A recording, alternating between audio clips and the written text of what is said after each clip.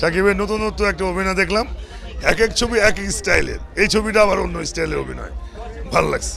ভালোবাসার প্রতি অনেক অনেক দরদ ছিল এবং মুভিতে বেশ সাসপেন্স ছিল এবং অনন্য মামুন ভাইয়ের জন্য অনেক অনেক শুভকামনা। ভালো মুভি করেছে। কোনো শুটিং হয় সেই সেটে নিজের হাতে রসগোল্লা করে নিয়ে ভালো ছিল। নবাব শিকারী, তারপর হচ্ছে এখানে দেখেছিলাম রাজকুমার তুফানের থেকে এইটা একটু অ্যাভারেজ, মানে ওই চমৎকার কাহিনী নির্ভর ছবি, অনেক সুন্দর, অনেক সুন্দর, চমৎকার কাহিনী নির্ভর ছবি, অনেক সুন্দর, অনেক সুন্দর।